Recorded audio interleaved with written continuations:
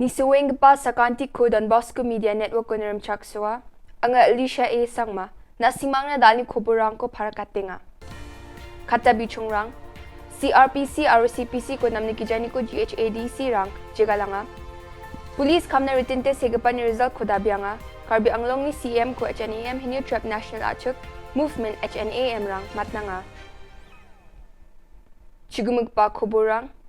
Budbar salo session ni sumayo Deputy Chief Executive Member Shri Nikman CH Marak, wamang MDC rang ni janap kemen rang ni gemen chanju germani ko takangaha.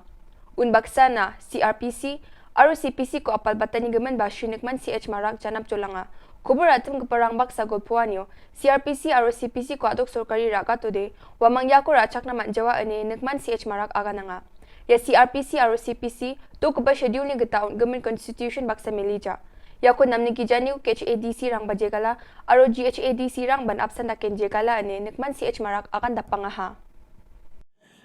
Dalu jingni dok kuba session ko garu autonomous session council ngata. No namnam kuba discussion rang ko namnam kuba sangani rang ko treasury uni ba aro opposition uni ba kaha aro wa decision rango pangchakke garu hisna nama nam kuba kam ka ani culture ko chunga rabana mangen ni kadunga tentang discussion nang dalu chungni session no ha ya session no ungba discussion nang sakanti MDC nang ni chanchi rabak barang wa ar mkhangchi chunga sakanti ni chanchi ne rang ko dumdume garu autonomous district council ko nama gadangona sapatna joton ka inga sakanti kun mitila acha was CRPC CPC ko councilor attach wa namingan gora ikuti rachak chen chinga chief minister na ba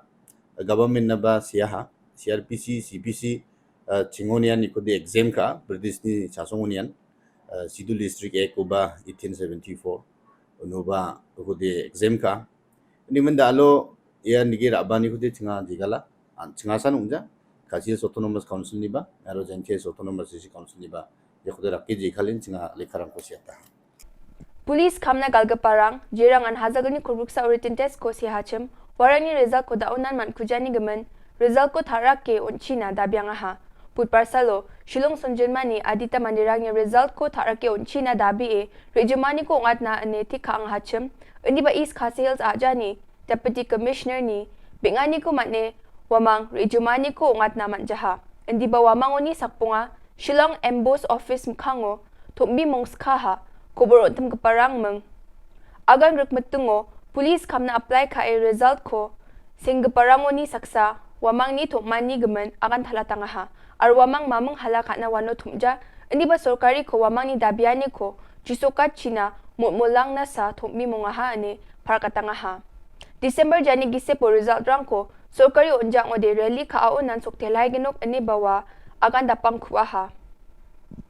Budpar salo hinyo trap national achuk movement HNAM rang ni Karbi Anglong District Council ni Chief Executive Member Tuliram Ronghang ni mukro asel ni gemen aganani ko jegalangaha Tuliram antang ni agananyo East Khasi Hills aja ni mukro songo tunggepak hasirang de gemekan nyamgri napstruk bae tunggeparangsa arobol chaawe palgeparangsa ene aganangaha